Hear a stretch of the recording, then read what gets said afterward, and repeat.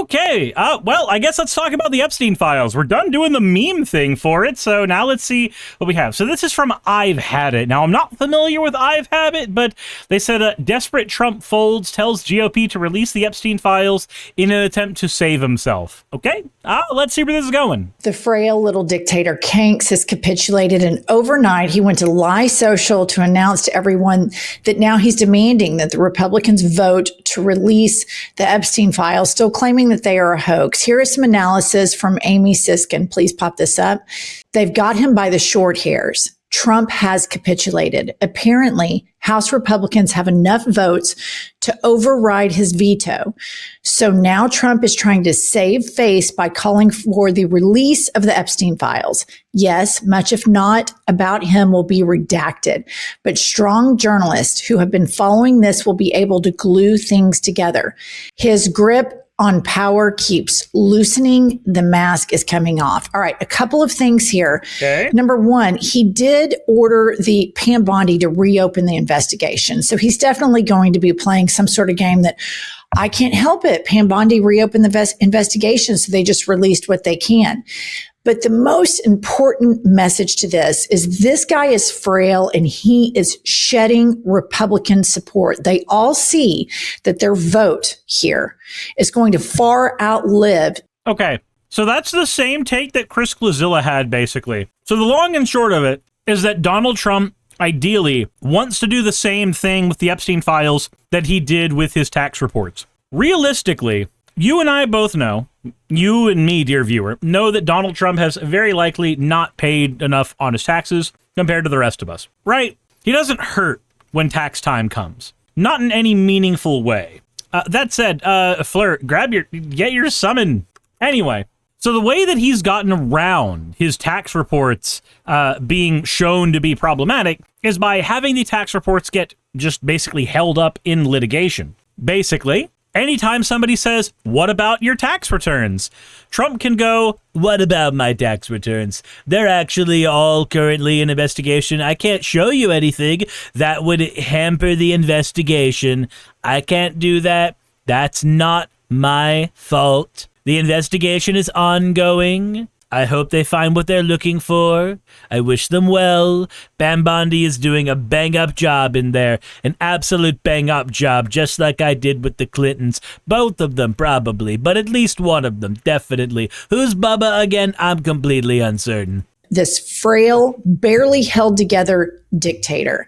And so how did we get to this point? So last week, hellfire is raining down on him regarding the Epstein files as Epstein's estate drops all of these tidbits, right? So imagine if Joe Biden, Bill Clinton, Barack Obama, or if Kamala Harris had been president. Mm-hmm. If the White House, in the throes of this massive, massive scandal, you could walk by and hear this blaring from it. Kylie, play the clip.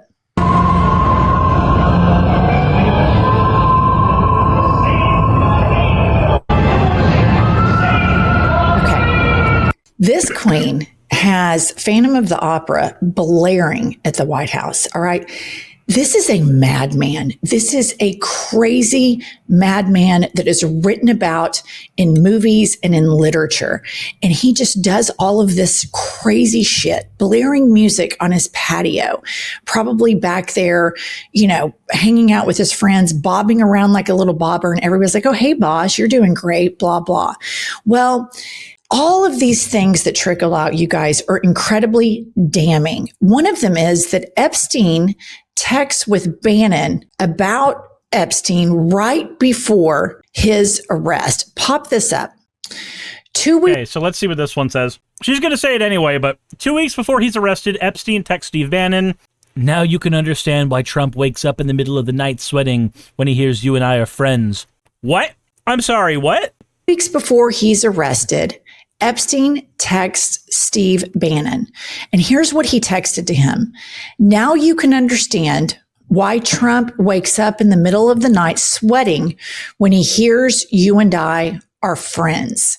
So he's not only waking up in the middle of the night sweating, you guys, in the middle of the day, he's just blaring music. This presidency is completely falling apart. Okay. I'm not sure if I think the blaring music has anything to do with the presidency falling apart, but for those who don't know, Steve Bannon was the guy who was basically the original Trump strategist. He was the one that suggested to Trump that they do a strategy of creating fires everywhere so that the media would never be able to not only put out all the fires, but they wouldn't even be able to look at all the fires. The Steve Bannon strategy is do so much in so many places that you can get what you need done because everybody is focused on everything else. Flood the zone. This is a strategy that has worked very well, both politically and in movies. So, fun little tidbit of history. Alfred Hitchcock. Alfred Hitchcock was a person who was known for making horror movies. He was considered one of the kings of horror. Most of you probably know him from either Psycho or The Birds. Now, Psycho, if memory serves, had a few moments, where they had literally hardcore porn in it and actual gore in it instead of what we finally got in Psycho. Now, none of that made it to the final release of the film, but that was by design. So what Hitchcock did is he made the film he wanted to make, and then he added in superfluous scenes. Because when you are making a movie, you have to get it screened to see what rating it's going to get, if it's going to be appropriate to show in theaters, etc. So Hitchcock's strategy was to flood the viewers with so many horrible scenes that when they started demanding certain things be taken out, when the studio started demanding that certain things be removed from his movies, they wouldn't touch the scenes that he wanted to keep. He would be able to keep his lead actress being dressed incredibly scantily clad in a time where that was harder to get done. He would be able to keep scenes with explicit blood being thrown everywhere in a time where that was harder to do in a major motion picture.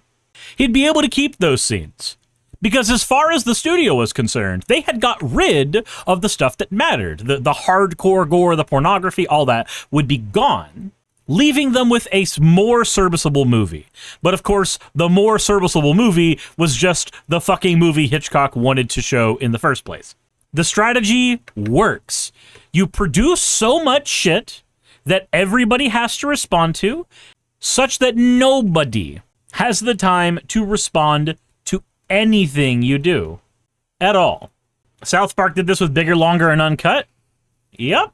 It is a basic strategy, a very bare bones strategy, but it is effective. It does what it's supposed to do, hands down. He is at the epicenter of a huge pedophile ring that involves not only abuse/rape of underage girls, but it also involves a photograph of Kanks giving somebody named Bubba a blowjob, and the additive details to that are that Vladimir Putin has a photograph of this. So it's not only that this man is a complete sexual deviant, but he also likes to give blowjobs, I guess, as a side hustle. And again, okay. So the language here does bother me a little bit because the issue is not that he's a sexual deviant, because the word sexual deviant means a different thing to different people. The problem is the kind of deviancy that it is. There's plenty of people who are sexual deviants whose kink is like leather. Donald Trump's kink seems to be young girls under the age of 18 when he can get them. Like, that's the problem.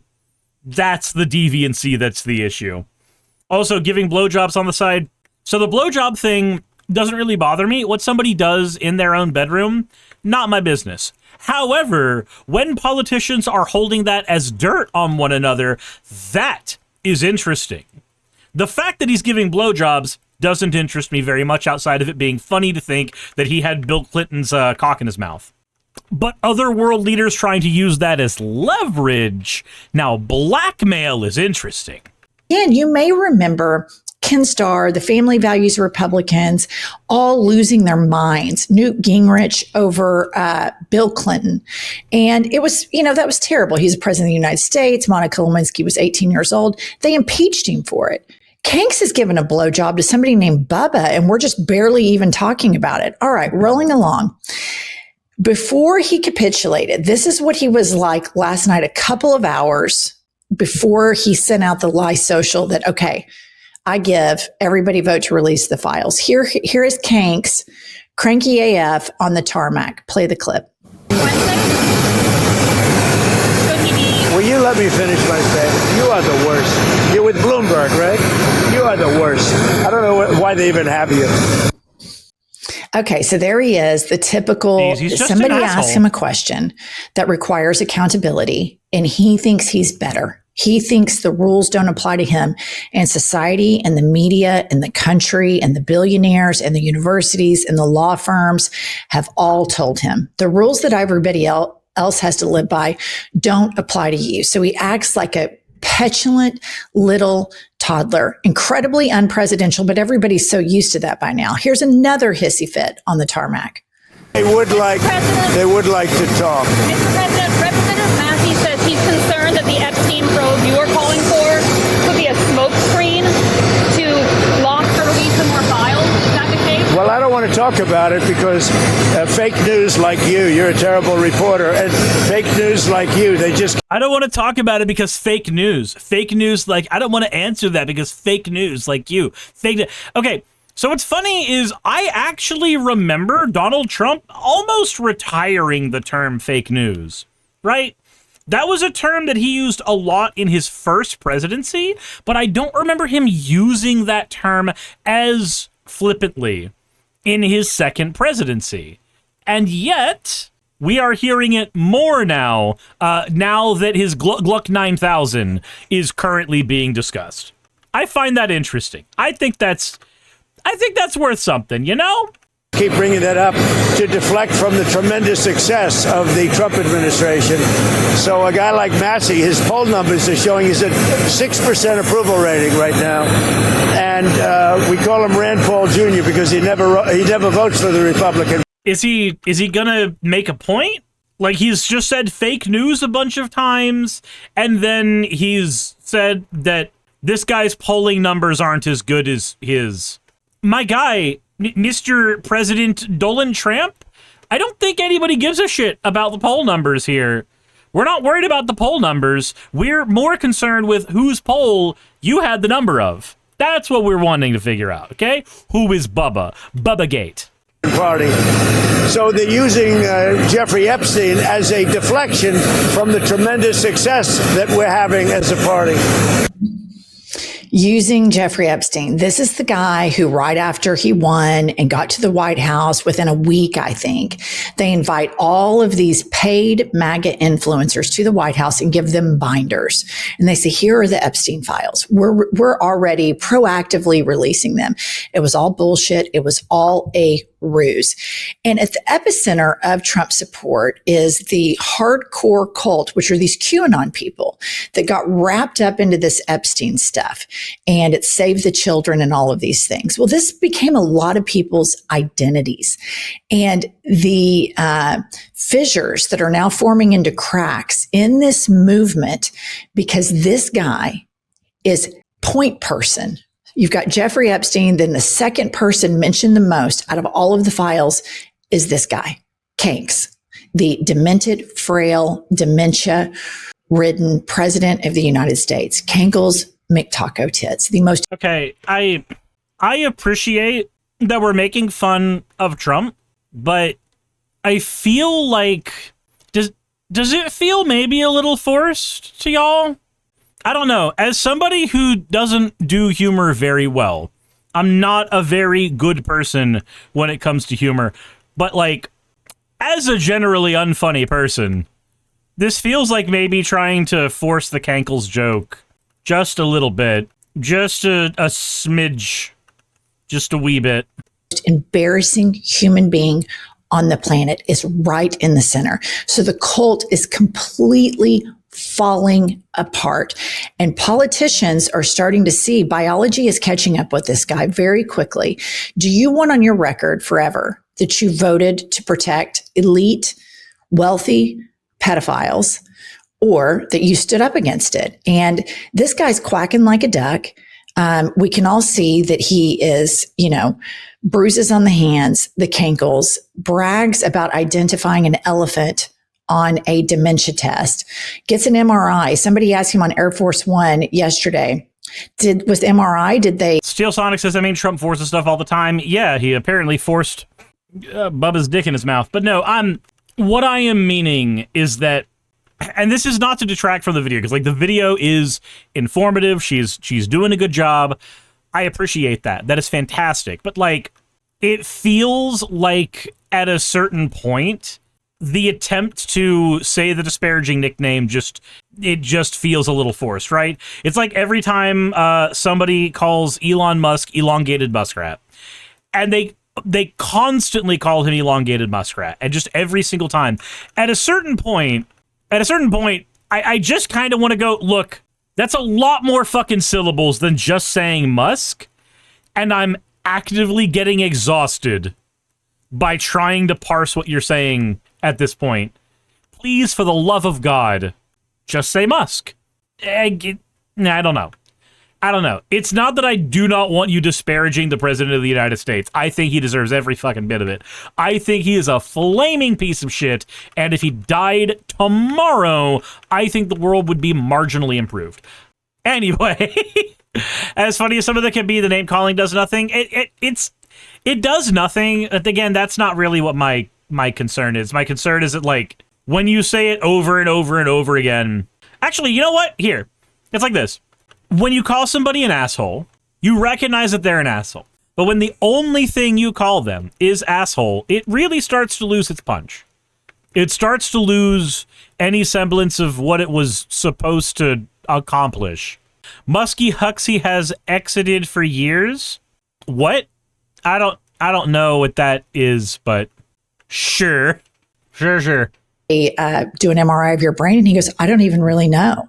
So that's how bad the dementia is, that since he had the MRI, he doesn't remember which body part the MRI was for. Moving along, this is where this is getting really, really interesting for the MAGA base. They ask Kanks about Tucker Carlson and Nick Fuentes. And you may remember we covered that this caused a lot of disruption in the MAGA base because far-right Israel supporters have all gone to seek refuge in the party that has a tent big enough for anti-Semites.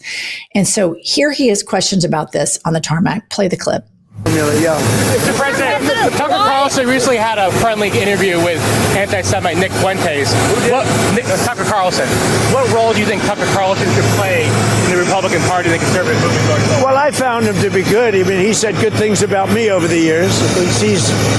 I think he's good. I found him to be good because he said good things about me. Okay.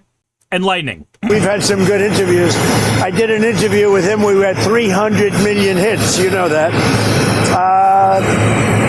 Look, I can't tell him. Will you let me finish my friend? You are the worst. You're with Bloomberg, right? You are the worst. I don't know why they even have you. We've had some great interviews with... Man, okay, so if I was a news reporter, I recognize that it's my income and that it's my job to not be a flaming butthole. But, I feel like it would be very hard for me not to respond to Donald Trump. Shut the fuck up, you geriatric old pinecone. I really feel like it would be very difficult to not just lambaste him a little bit. Said, oh, he interviewed an anti-Semite? Well, I mean, I always liked him. I wish him well. For all my other MCs, I wish them well. But if they don't get right with God, they'll burn in hell. Jesus Christ is my... I interviewed... Yeah, no, it's crazy. Bigotry said just the amazing level of rambling grandpa nonsense. Yep. Tucker Carlson. But you can't tell him who to interview. I mean, if he wants to interview Nick Fuentes, I don't know much about him, but if he wants to do it... You had Nick Fuentes in the White House with you for a dinner. If he wants to interview Nick Fuentes, I don't know much about him. You broke bread with the motherfucker. I'm sorry, but no. If there's one thing that you do, generally speaking, when you break bread with somebody, it's learn more about them. That usually happens. Get the word out. Let them, people have to decide. Ultimately, people have to decide. The mayor of New York, I will say, would like to meet with us and we'll work something out. But he would like to come to Washington and meet, and we'll work something out. We want to see everything work out well for New York. You yourself at dinner with Nick. Okay. Imagine for a second, you guys, if Zoran Mamdani said, I don't know much about Nick Fuentes. Imagine what Greenberg of the ADL would do, who started a Mamdani monitor. The way that MAGA is able to be openly comforting to anti-Semites in a way that the ADL looks the other way and makes excuses for Elon Musk and for Proud Boys and for Trump's support of pardoning a man that wore a shirt that said Camp Auschwitz at January 6th. And that just all gets swept under the rug. When Zoran Mamdani has outwardly said, I believe in universal human rights. I want to address rising anti-Semitism. I want to address Lily, thank you for reading me your points for an anti-immigration bigotry. I want to address rising Islamophobia. I want to address rising homophobia. I want to address rising transphobia. I want to address rising sexism. I want to address rising misogyny. He says he wants to address all of these things because he links them all together because they all are interconnected. And so then you get these crazy media conglomerates that are forming under this president because all they have to do is make him a trophy or agree to do business with him. They have to agree to treat him as good as he treated Bubba. That's what they gotta do. You gotta give the Don the dome. His son's Dumb and Dumber, and then they can have whatever they want from this guy. Everything is a shakedown. So Dave Portnoy of Barstool Sports was granted a 9-minute interview on CBS. CBS is now run by a Jewish lesbian woman named Bari Weiss, who for years spoke about woke culture. And she uses her identity now to weaponize against others. And her number one issue that she thinks is the biggest issue on the planet right now is anti-Israel sentiments, which she wrongly connects to anti-Semitism. And so being anti-Israel, this is the easiest thing in the world. Being anti-Israel does not make you an anti-Semite. The same way that being anti-America, so like anti-American imperialism specifically, because that's what that means, being anti-America does not make you anti-Americans. You can be against America's interference and imperialistic nature, and you can be against the things that America is doing to fuck over its own citizens without being against the American citizens. In fact, I would argue that that makes you more of a patriot. Because after all, where should your loyalty be? To the people who make up a nation or to the idea of that nation? Anyway, same thing with Israel. Exact same thing with Israel. Being anti-genocide, being anti the thing Israel is doing to the people of Palestine does not make you an anti-Semite. It just makes you a person with a heart. Simple as that. Simple as that. Anyway. those two things are completely different. I am very compassionate towards anybody who would fall prey to an anti-Semitic attack, verbal, physical, whatever that be. However, I'm very critical of the Israeli government. The same thing goes, I apply the logic, like right now, I want people who believe in universal human rights that don't live in the United States of America to be as critical as fuck about this administration. This administration is fascist. The parallels with 1930s are off the chart. So here's Dave Portnoy on his interview with CBS. So I agree with what she is saying, that the parallels to 1930s Germany are off the charts. We're talking about 1930s Germany. We're talking about Germany as it was transferring from the Weimar Republic to what we understand the modern day Nazi party elected as it was to be, right? I would like a couple of examples. I agree with the statement. I would 100% agree with the statement. But like a couple of examples of parallels, like say comparing the way that the Kirk assassination was handled to the way that the assassination of what's his fuck was handled by Goebbels, right? That's a comparison. I can't remember the dude's name. Von something. I can't remember the dude's name off the top of my head because my memory is not that great. But like examples where you can go, hey, here's the thing that happened in 1930s Germany that was a prelude to the modern day idea of the Nazi Party. Here's an example of that. Because there are some people who are not going to be like me, who do not actually know any of those parallels and are going to try to fight you on those things, personally. Yes, play the clip. I mean, occasionally you get a or Jew or whatever.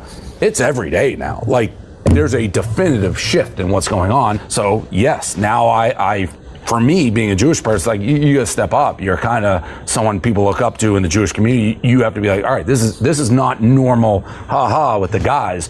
People are coming in with real hate.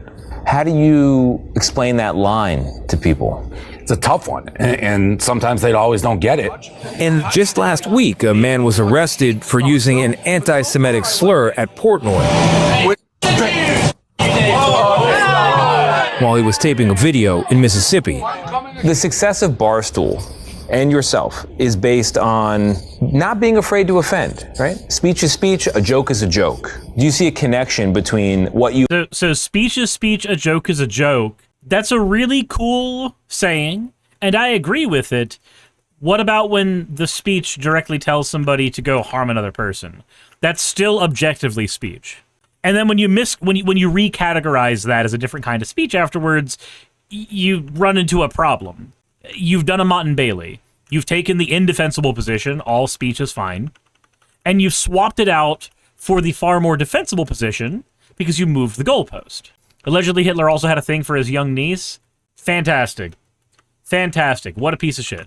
Look, those are the beliefs that if somebody is younger and more naive, I can understand.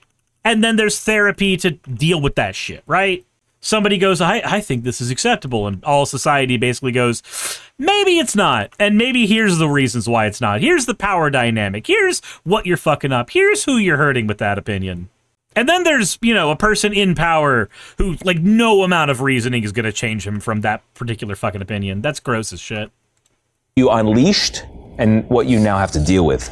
No, because I think Barstool and myself has always had a pretty good moral compass. So we've never stood for hate or anything of that ilk. I mean, do I think that feminists should complain about a Diet Coke can being skinny and that somehow is like leading to a eating disorder by Diet Coke having a skinny can? That I think's crazy. And there are things that I think people get far too worked up, like he, she, verbs, like crazy to me. Making jokes. Are you talking about people getting worked up because you didn't call them by the proper pronoun? Because, like, I can understand getting worked up by that. If you deliberately try to constantly hurt somebody by refusing to call them by effectively their name, like you're denying them their own identity, I can see getting worked up over that. Is that what you're referring to? That you are trying to hurt people's feelings and are based in hate, that's never flown with. Have you ever figured that your racist uncle at the Thanksgiving Day table may not be basing his opinions in hate?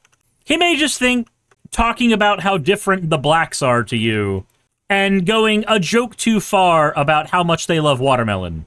He may just think that that's genuinely funny. He doesn't have any hatred in his heart because, after all, most people don't know what it's like to feel hatred in their heart. Most people do not engage with their own emotions at that level.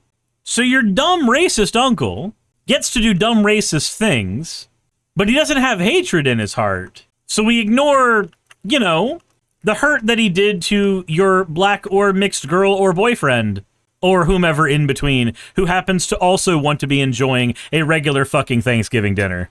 Right? Sarah says a lot of bigotry is based more out of ignorance. Exactly. Like, the correct thing to do with bigotry is to lead somebody out of it. The correct thing to do with it is to gently lead somebody away from the bigotry. You don't fight hate with hate, and you don't assume that everything that is harmful is based in hate. But you also don't let it fly when it causes damage. Like, I may not mean for my bullet to hit you if I aim my gun just randomly out into an area, but like, I would be kind of a fucking dick if I didn't try to patch you up when you still inadvertently got hit by a goddamn bullet. Even if I did not plan on that bullet hitting you. With us. Okay. First of all, he, she are pronouns, not verbs. Second, yeah, that was another thing. I didn't feel like commenting on that. It didn't seem super important, but like, yeah, those are nouns. How dare you have a profile with pronouns? this man called for, saying that he hoped the flotilla that Greta Thunberg was on got hit by a missile. This guy endorsed Donald Trump, who at the January 6th rally, people took Nazi flags into the Capitol, Nazi flags with swastikas on them. A man he pardoned had a shirt on that said Camp Auschwitz. We all know what Donald Trump said about the very fine people that said Jews cannot replace us. We know about Trump's coddling of the Proud Boys. You don't get to have it both ways. This is the fundamental problem with this argument from far right pro-Israel people that are using anti-Semitism to erode the First Amendment. Listen, on universities, historically, since the beginning of universities, when people see injustice and they see what's happening in Palestine, in Gaza, people speak out against that. This happened in Vietnam, Iraq War. This is something that happens. Where I think we have to make sure Jewish kids are safe is a lot of Jewish people do not support the provocations of Israel and outright think it's damaging to the safety of Jews worldwide. It is. So you had some incidents where it is outright damaging. You get Jewish people who have little control over their religious beliefs, and then of course have no control over their genetics. They just grow up in a family or with a set of beliefs, and that's what they have. They don't harm anybody. And yet, when they engage out in the real world, you get people who will look at them and see them as a pariah for the actions of Israel, the state, and will then be anti-Semitic towards them. I have no doubt that there are Jewish people right now that have had to deal with a combination of anti-Semitism because of the actions of Israel on the left, and anti-Semitism because of the actions of the bankers on the right. I have no doubt in my mind that there are bad-intentioned and well-intentioned people who have found themselves just doing anti-Semitic things, irrespective of what they purport to believe in their heart of hearts. Does not surprise me in the slightest. some kids, Jewish kids, were walking across campuses and were bullied. I'm not down with that. Zoran Mamdani's not down with that. But you know who is down with that? Trump. The people that Bari Weiss and Dave Portnoy, you cannot go and support this guy who has no problem making space for Nick Fuentes to come to dinner at Mar-a-Lago and then say he doesn't know anything about him. He knows everything about him. He knows exactly what he is. And the MAGA base is a big tent of bigots.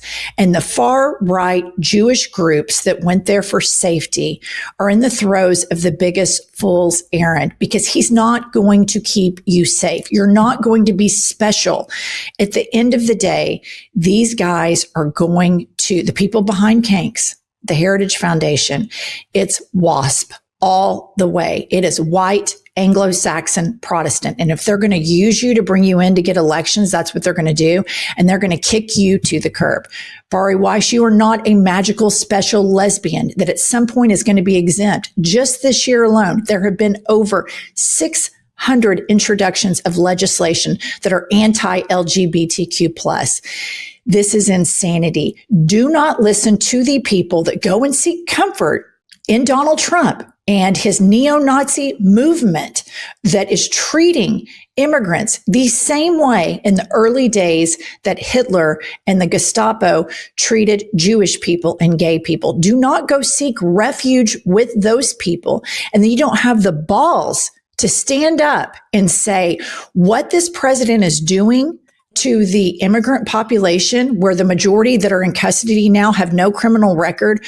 As a Jewish person, which I'm not, but I would think if I'm Dave Portnoy, I would say as a Jewish person, this is too reminiscent of history, and I'm not down with that. So you don't get to have it both ways, Dave Portnoy. You cannot go get all of the tax credits that you want with a bunch of racists and then expect them to protect you. All of this rise in anti-Semitism is coming from the right. He's normalized it since Charlotte. Yeah, so like, let me make sure that the statement I made before is abundantly clear. I do believe that both misenfranchised people from the left and genuine pieces of shit from the right have engaged in anti-Semitism at one point or another in regards to the Israel shit or like, you know, banking conspiracies, all that shit. But if I had to put a number on it, I would say that more of it is likely coming from the right. Far more of it is coming from the right. Because she mentioned the right wing being the ones perpetuating this, it reminded me that I should probably clarify that statement. Because there are going to be people who are like, are you trying to both sides this? No, I'm not trying to both sides anything. I'm trying to point out that there's a reality that exists, that there's a non-zero amount of idiots that exist on the left. And there is likely a higher amount on the right. University of Bologna, founded 1088. Okay, fair enough. Progress only says, I don't have my headphones on, but I need to get my heart rate back down. I just spent 3.5 hours at my city meeting. We stopped Flock automated readers from being passed. I'm not sure what's Flock automated readers. Does anybody in the chat know? Since I know that, like, I'm probably not going to get the answer from Progress only, since he took his headphones off. At least that would be my assumption.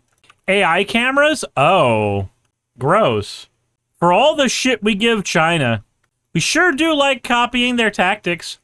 We sure do like doing a lot of that. Charlottesville, he will continue to normalize it. And so this is utter insanity. And I just want to leave you all with this video because we have to walk and chew gum at all times. Kanks spiraling, the Republicans' base support is, you know, completely in shambles. His base, the cult, is completely in shambles. We have to cover that. Here is Senator Chris Murphy on Chuckles. Play the clip. Schumer's taken a lot of heat for this. Do you still have confidence in him as the Democratic leader? And do you think he will still be the Democratic leader after the midterms? Well, we can't continue to operate like this in the Democratic Senate. This is not the first time that a small group of Democrats have crossed over to support Republican measures that give Donald Trump more power. So I've been candid with him and with my colleagues that the Democrats are going to lose this democracy if we continue to allow Republicans to cleave off 10 or 12 or 15 of us. So we've got some hard conversations as a caucus moving forward. We can't continue to be split Also, like this, Caroline, or we won't save our democracy. So certainly when we return to Washington next week, Senator Schumer is going to have to explain to us how we're going to run the caucus differently, how we're going to be more united. So I completely agree with Chris Murphy here, and I'm glad that they're starting to have the conversation. We are not going to be able to advance with any capitulation to this frail, demented madman. Jewish people are not going to be safe if they continue to go seek refuge with a man who hosts Nazis in Mar-a-Lago, or who hosted a Nazi, Elon Musk, in the White House, higher than a kite on ketamine with a black eye. I think y'all all remember that when his son was rubbing his boogers all over the desk. So we have to do a lot of things at once. This whole idea that some of the establishment Democrats have that we just sit back and watch the show go, we can't do that anymore. We have to stay on offense, completely pointing out the absolute hypocrisy. Okay, so I get the idea. We have to stay vigilant because when we don't, we get a president who brings in people like Elon Musk, who brings in people like Peter Hegseth, who brings in people who want to enrich themselves and then fuck over America completely. And when I say America, I don't mean the great nation of America. I don't give a fucking shit about our nation as a landmass. I care about the people in it. I feel like a nation is nothing without the people who live in it. And the people of America are far more important than the dirt of America. KO's doing a documentary on them, and Louis Rossman has multiple vids on it. Okay. Fair enough. Super 9 Nova says ice was spotted in my city. Fucking scary. Fucking scary. Remember, everybody, as a Pokemon fan, it is my duty to remind you that ice types are weak to fighting types, steel types, and fire types. That is all, folks. Hey, you made it to the end. I want to give an extra thanks to the patrons who allow me to do this full time. I want to thank Aaron Rail, Astral, Britzkrieg, Jemshin, Poundini, Red Joker, Victoria, Jonas, Craig, Tarika, Fireshard, Smiling GM, John, Dren Hadamada, Creeper, Sagitta, you know I'm not saying that last part, Valis of Sereth, Ottoman Angel, Rooster Rachel, and Fire Panda, who are all my $20 and up patrons.